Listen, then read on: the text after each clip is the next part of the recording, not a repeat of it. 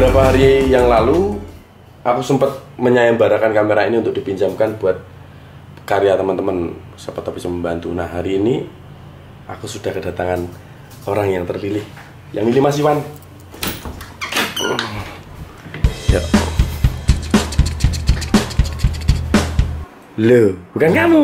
Ya. Itu ada di depan.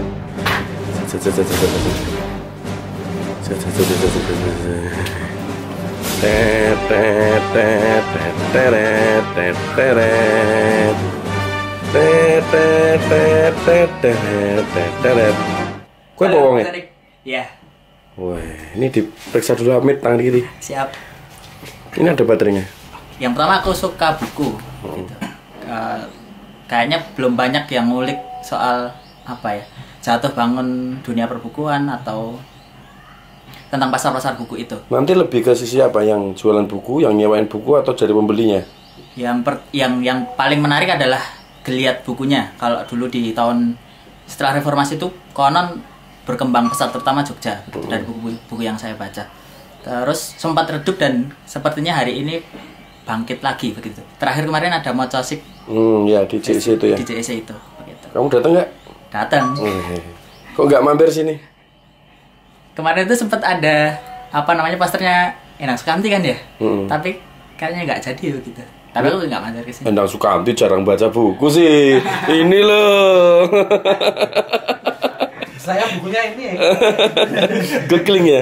Nah ini pertanyaan ini Betong. Bedanya apa? Digital book sama buku fisik? Beda platform aja. Menurutku.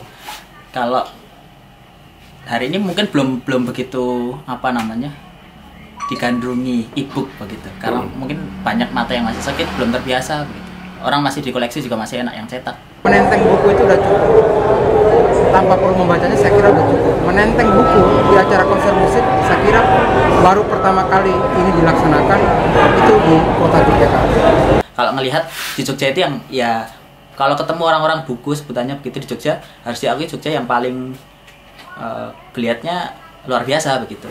Misalnya ada KPJ, Mocosik dan seterusnya itu bagus begitu. Tapi apakah nanti hubungannya misalnya dengan karena itu indie, karena itu penerbit alternatif dan seterusnya, apakah nanti saling tabrak juga dengan toko buku yang modalnya begitu besar gitu. Terus kemudian yang menarik lagi itu misalnya pembajakan buku yang didigitalkan.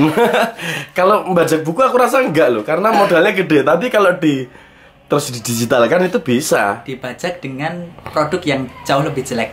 Maksudnya gimana itu? Iya, jadi misalnya penerbit mengeluarkan satu buku original begitu. Ada orang-orang atau percetakan yang memfotokopi itu, bikin covernya yang bagus, dipasarkan juga di pasar-pasar itu. Oh, aku rasa musuhnya malah nggak seperti itu, karena itu kos produksinya mahal. Oh, jauh lebih murah. Jauh lebih murah lagi kalau digital. Oh iya, jelas. Ayo, ya toh? Iya. Tapi untuk peminat secara pribadi sepertinya belum begitu banyak begitu.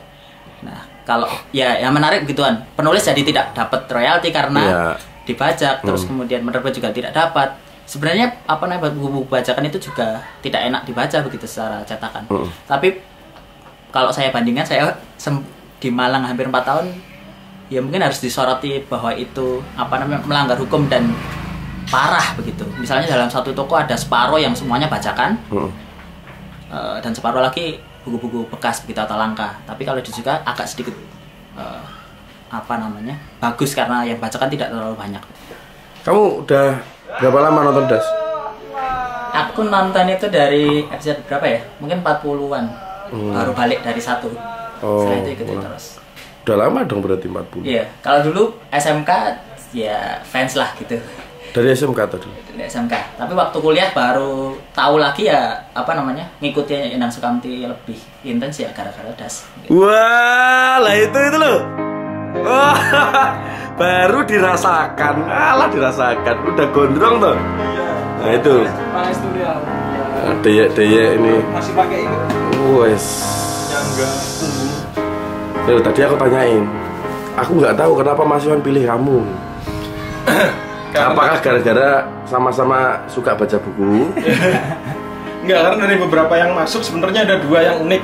Tapi yang satu hubungi lama responnya. Yang ini nomor 2 unik sebenarnya. Jadi yang lain kan pengen video klip, pengen apa gitu. Sama, bukan itu nggak menarik, cuman podo yang unik cuman ada 2 orang itu, dan ini salah satunya yaitu dia pengen ngulik pasar-pasar buku sing kuno yang sekarang mungkin udah jarang diperhatikan orang gitu. Dan aku pikir itu keren untuk diangkat lagi, dan biar orang ngerti kalau cari buku nggak mesti di mall, ada di tempat yang lain yang lebih murah, lebih lengkap dan klasik.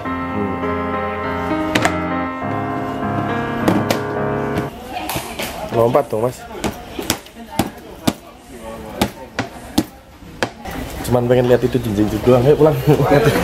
Ngerjain masnya. Jadi mulai sekarang juga aku mulai tertibkan karena aku tuh kurang care dengan barang-barangku sendiri. Jadi sekarang mulai tak bikinin harddisk. Apa-apa yang aku investasi mahal ya harus ditreatment keamanannya dengan benar juga. Investment atau investasi adalah memberikan nilai ya. Kita ngomongnya jangan uang tuh. Kita bukan cuma bisnismen doang di Dasquad itu banyak disiplin. Memberi nilai untuk memberi nilai dengan harapan memperoleh nilai-nilai lebih di masa depan. Dan yang paling penting dalam investasi itu tidak hanya keuntungannya yang diperhatikan, tapi juga perawatannya. Kalau barang sih aku bisa beli harddisk yang mahal, tapi kalau skill manusia ya tidak lain tidak bukan kita harus melatihnya terus, mengasah terus. Kita ini juga investasi loh, jadi harus hati-hati menjaga diri, baik fisik maupun mental. Aku tadi habis berinvestasi. Apa investasi apa? Untuk belajar itu. Nah itu investasi juga. Buku adalah jendela dunia. Kalau zaman sekarang, internet adalah jendela dunia. Sebenarnya untuk mencari informasi itu lebih efektif dan mudah dengan internet, dengan handphone, dengan gadget. Gampang. Yang membedakan dengan buku adalah dengan membaca buku, kita jadi sering tersesat di jalan yang benar. Kalau googling itu sama dengan konten on demand. Dengan membaca buku secara tidak sengaja kita bisa menemukan hal-hal yang baru yang mungkin sebelumnya kita tidak mencari. Sama dengan album fisik dan digital. Sekarang kita bisa download satu-satu secara digital, lagu A, lagu B, lagu yang kita suka. Tapi zaman dulu ketika kita membeli album fisik, kaset, itu mau nggak mau aku jadi tahu lagu yang lain karena sudah dalam satu paket kaset yang aku harus mendengarkan dari A sampai ZA dan ZB. Akhirnya aku menemukan lagu yang aku suka juga. Dan jangan lupa, buku adalah investasi sang penulis dan sang pembaca, di mana sang penulis mendapatkan jumlah royalti di masa depan dari setiap penjualan dan seterusnya. Begitu juga dengan pembacanya. Itu adalah investasi informasi yang akan dituai di masa depan. Itu akan menjadi legacy untuk Goku dan Barak. Sebagaimana Goku dan Barak adalah investasi juga. Investasi yang luar biasa adalah anak-anak kita. Jadi yang dilakukan Mas Eri adalah merawat dan menyelamatkan aset investasi jangka panjang, yaitu budaya membaca buku dari zaman yang serba digital. Tidaklah mudah, tapi yang namanya rebel itu selalu tidak menyerah memperjuangkan apa yang ia percayai. Terima kasih untuk episode hari ini. Sampai ketemu lagi di episode selanjutnya. Bye-bye. Ada yang mau disampaikan? Beberapa band sepertinya juga bikin buku. SID bikin satu sepertinya. Nah, kalau dihubung-hubungkan, Minang Sukamti juga bikin Euforia Pustaka itu. Nah, itu juga menarik sih begitu. Artinya dekat juga dengan dunia buku. Ya, komik, aku Kamtis itu dasarnya. Mungkin nanti Mas Erik dibikinkan biografi. Oh, bikinin dong. Dan seterusnya. Masa jeruk nulis jeruk.